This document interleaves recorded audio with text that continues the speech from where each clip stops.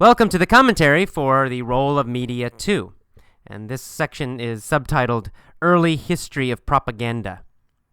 And I think it's interesting that early propaganda, state-sponsored, government-sponsored propaganda in the modern world begins in the United States. You know, we always think about Nazi Germany or the Soviet Union, with that kind of propaganda, or North Korea. But in fact, America started this kind of modern propaganda, and I think America is still the master of propaganda. You know, the kind of propaganda you see in China, that you see in North Korea, it's kind of very crude. Crude meaning simple. Everybody knows it's propaganda. It's obvious. And because it's so obvious, it's less powerful. But we see here in this article how in the United States this early propaganda started, and it was very, very effective. And also interesting that it started with a war, in this case World War I. So at that time, the American population did not want to fight a war in Europe. They did not believe that Germany was their enemy, and in fact, Germany was not the enemy of the United States. Germany was the rival of England. But the Woodrow Wilson government wanted to fight in the war, right? They wanted to join the war. But the problem was the American people did not want to do it. They were basically peaceful. So what did the government do? The government, as well as the business establishment and the media, they're all working together. They created a huge propaganda campaign, lots of lies, and they told all these horrible stories about the Germans in World War I. The Germans were killing Belgian babies and murdering civilians and all these horrible atrocities. And while that was true in World War II, the German Nazi Party certainly committed a lot of atrocities in World War II. But in World War I, it was a totally different German government. They were not a Nazi government. They were no worse or better than the English government. Quite similar, I think. So they were not doing these things. These were lies for the most part. They were lies. But the newspapers were spreading these government lies, these U.S. and British government lies. And the intellectual population of the United States at that time wanted America to join the war, start becoming more of an empire. So they also spread these lies. And in a short time, 6 months, the peaceful American people were changed into warmongers. They wanted to kill. They wanted to attack the Germans. They thought the Germans were totally evil, and they had to be destroyed. Sound familiar? Yes. So, and it worked very, very well. And it worked so well that the government and the media and the business establishment in the United States, they realized, wow, these are powerful techniques. We can use them for other things. And they used them against the unions. At that time, unions were growing more powerful. Workers' groups were fighting to help American workers so that American workers would have better pay and American workers would have better working conditions, and so that children would not be forced to work. And all of these kind of issues the unions were fighting for, and they were getting stronger. And of course, the big business people, the big corporations, the big companies didn't like it. And so they realized we can use the same techniques against the unions that we used against the Germans. And so they started spreading lies in newspapers about unions, how unions were communist, and unions were anti-American, and unions were violent, and unions were criminals. And they succeeded again. Once again, they succeeded, and unions were not totally destroyed, but they were weakened very, very much in the United States. And so workers had less power, fewer rights, and big business got stronger and stronger, which continues to this day as well. And they also started up the big communist scare that was kind of together with the anti-union scare. They put the communists and the unions together and attacked them as terrible, horrible enemies. All the newspapers joined in because, of course, The newspapers are owned by large companies. The newspapers are owned by very rich people, very big corporations, and they have the same interests as the American government. In fact, increasingly they control the American government. I would say right now in America, they do control the government totally. And so they use these same techniques against the communists, against the unions. Any internal threat, any internal enemies they didn't like in America, they used it against them, and it succeeded. They learned a lot from this. Now, of course, as we can see in America today, these techniques are still used very powerfully. In fact, they've gotten more powerful with television. And we saw exactly, it's almost scary to read this article by Chomsky about World War I, because it's exactly the same thing that happened with the Iraq War. We saw the same thing. People really didn't want to attack Iraq. There was no reason to attack Iraq. The American people really were reluctant to do that. And so the Bush government started creating lies, and they worked with Fox News and CNN and all the major media, the New York Times, all these large corporate media companies joined in, and they started spreading lies about Iraq. Iraq was developing nuclear weapons. Iraq was getting uranium to build a nuclear bomb. Iraq had chemical weapons. The Iraq government was murdering people in Iraq. All of this just repeated again and again and again and again, constantly repeated in the media, in the newspapers, on the television. Of course, we know now, well, most of us knew then, that they were lies.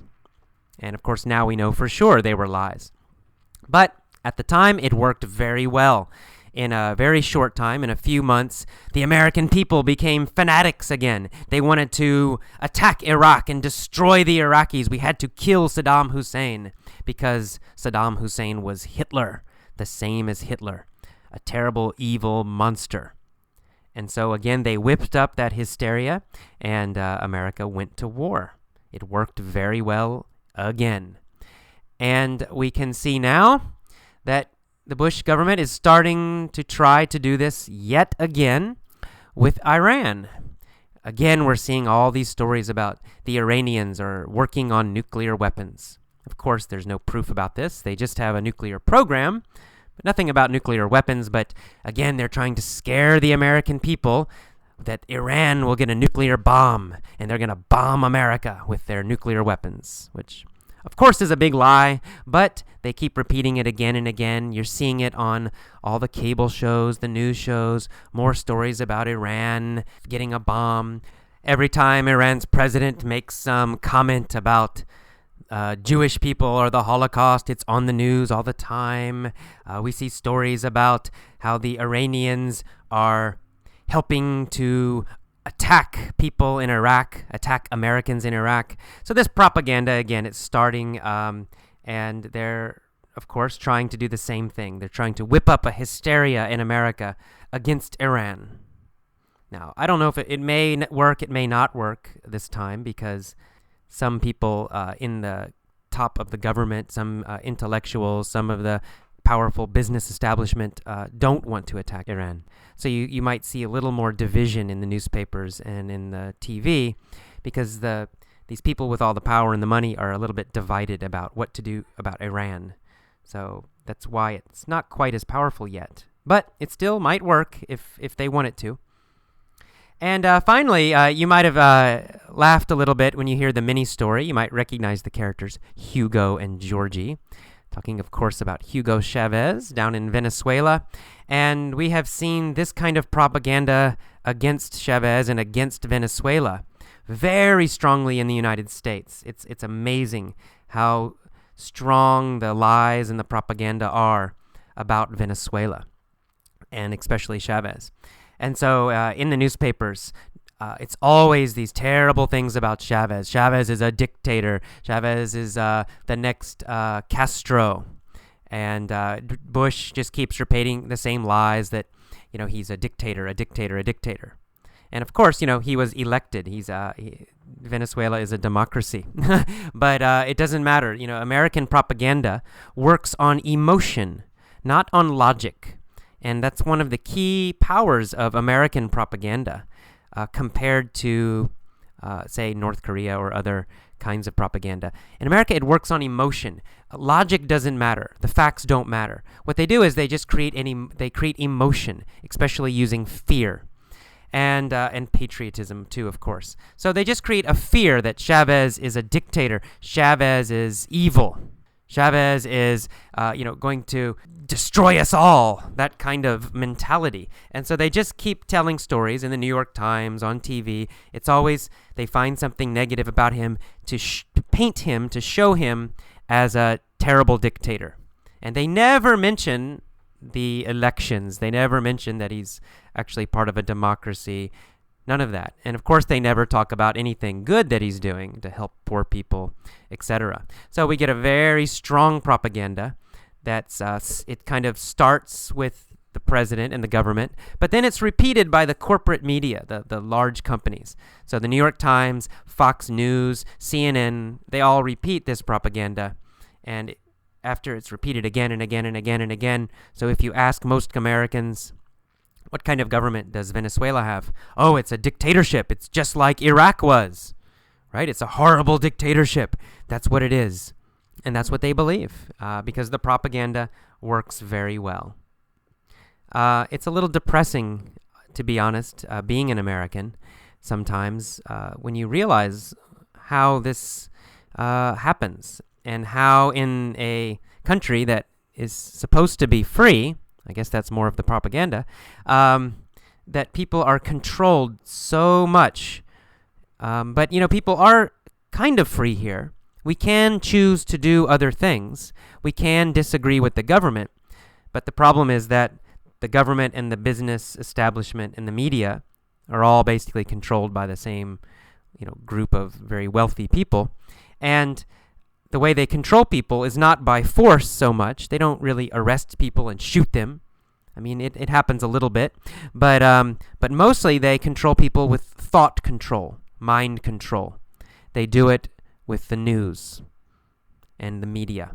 That's how they control the American people. If they want to go to war, then they just show lots and lots of stories about how this evil dictator, Noriega in Panama, or the president of Iran, or Saddam Hussein. There's always a new one. Every time there's a new one. And they just make him into evil, terrible, horrible person. They compare him to Hitler, always compare him to Hitler. And then the American people get really angry and upset, and they go to war. It works every time. Alrighty, well that's our depressing commentary. Hopefully, I don't know, I'll try to find something happier next time. But it's true, don't believe the propaganda that America is, the free, peace-loving nation.